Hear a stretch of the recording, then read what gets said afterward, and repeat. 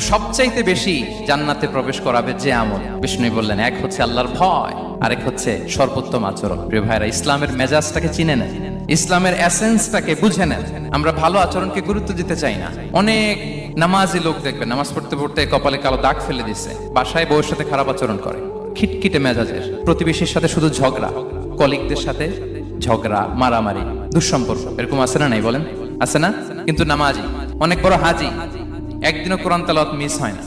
তো এত আবাদত করেও সে ইসলামের আসল এসেন্সটাকে ধরতে পারেনি। বিষ্ণু বললেন, সবচেয়ে বেশি জান্নাতে প্রবেশ করাবে যে দুটি আমল, একটি হচ্ছে তাকওয়াল্লাহ, আল্লাহর ভয়, আরেকটি হচ্ছে উত্তম আচরণ, সর্বোত্তম আচরণ। তো আমরা যেন উত্তম আচরণের অধিকারী হই, আমার স্ত্রীর সাথে যেন ভালো আচরণ করি, প্রতিবেশীর সাথে যেন ভালো আচরণ করি, ছেলে মেয়েদের সাথে যেন আমাদের অ্যাটিটিউডটা ভালো থাকে, আচরণটা ভালো থাকে, কলিগের সাথে যেন ভালো থাকে। বিশ্বনবীর আচরণ যেমন ছিল তেমন আচরণ যেন আমরা গড়ে তুলতে পারি। আওয়াজ করে পড়ুন আমিন।